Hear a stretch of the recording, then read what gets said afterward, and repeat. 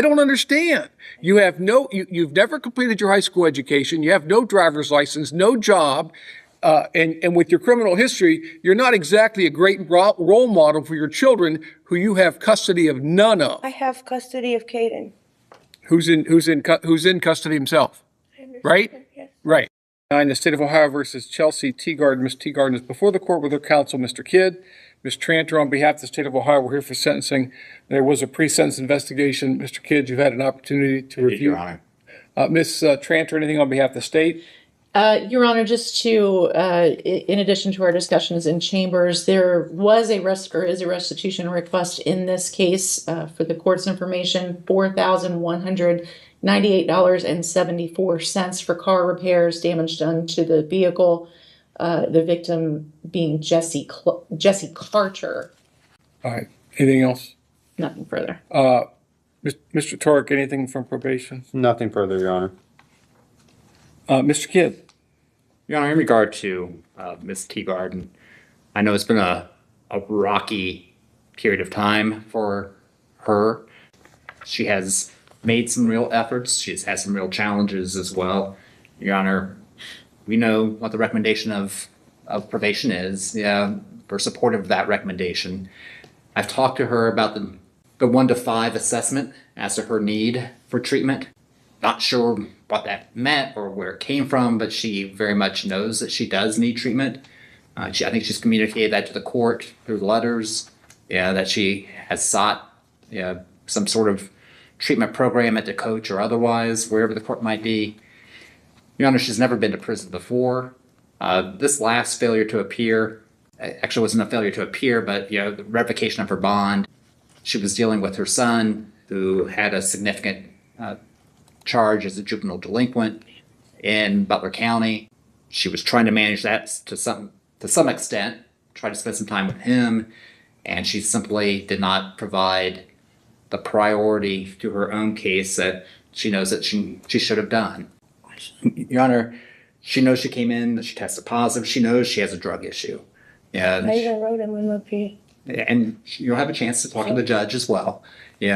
But we are requesting that she be placed on community control, that she be able to follow the recommendation of probation. So that's what we're asking. I know she wants to talk to you as well.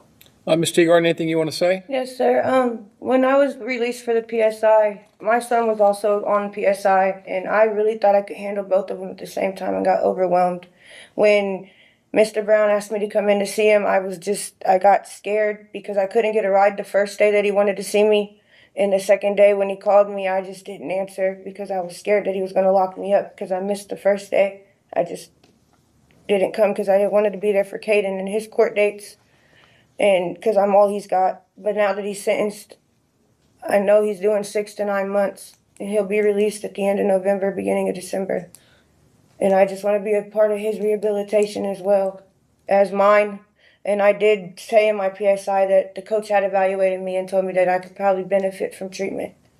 And I would like to go to treatment or have the opportunity to please go to treatment before going to prison. Ms. Teagarden, this always confounds me when someone says they know they need treatment, and here we are, this case has been pending for some time, and yet you have never sought treatment. I don't know what, if you, ma'am, please. Is there something else you want to say to me? Then say it now. Yes, sir. They came to evaluate me, not this time, but the last time I was in here, because I reached out to peer support to ask for the coach to come see me. Okay, and then since that time, you had been released from the county jail, correct? Yes, sir. Did you engage in treatment when you were released? I was dealing with my baby's PSI. Okay, and you see, that's my point. You had an opportunity, if you wanted treatment that you now are telling me you desperately need. You could have. It's like, what are you waiting for? You waiting for me to order it? I don't understand. You've never completed your high school education. You have no driver's license, no job. And with your criminal history, you're not exactly a great role model for your children who you have custody of none of. I have custody of Caden. Who's in custody himself, right? Yes. Right. All right. So you just proved my point. Ms. Teagarden, I gave you 3 opportunities on pretrial. The last one was disastrous because you not only didn't show up, didn't do anything, knowing that I was going to sentence you in a few weeks because I released you on February the 9th, the day that you entered a plea. I gave you an opportunity to prove to me that you, in fact, could comply with the rules and orders of the court. And you didn't do it. And not only did you not do it, didn't show up for your interview, didn't show up for your assessment, didn't follow the rules of your supervision.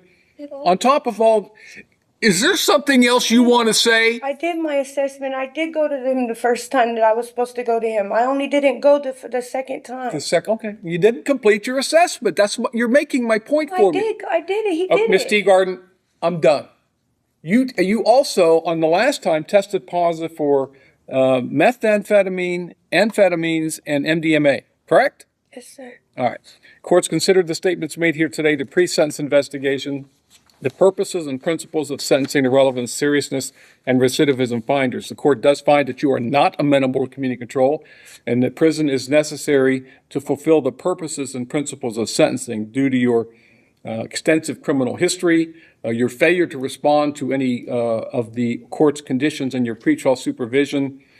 So at this time, the court is going to order you to serve 9 months in prison. You have 80 days jail time credit. Ms. Tranter, did you give me a number for the restitution? I did, Your Honor. I can give it to you again, though. Yeah, we would object to that. So we would request a hearing on restitution. How soon can we set that? I'm not sure because the victim is out of state, so I'd have to see when he can make arrangements. All right, set the restitution for hearing. Other than the restitution, the court does find that she's indigent for the purpose of other fines, costs, or financial sanctions. You're also subject to a discretionary period of post-release control, which means when you are released from prison, the adult parole authority may supervise you for up to 2 years. If you violate that supervision, you can be returned to prison for up to 1/2 of the court's original sentence. If your violation is that you commit another felony, you can be returned to prison for 1 year or the period that you have left on PRC, whichever is longer. That time would run consecutive to any additional prison time. You do have a right to appeal the court's decision of your sentence to the 12th District Court of Appeals. If you want to appeal, you must file your notice within 30 days of today's date. If you can't afford to pay for the transcript or anything necessary for your appeal, including an attorney, that can be provided to you. Ms. Tranter, is there anything else? No, sir. Mr. Kidd? No, Your Honor, thank That's you. all. Thank you.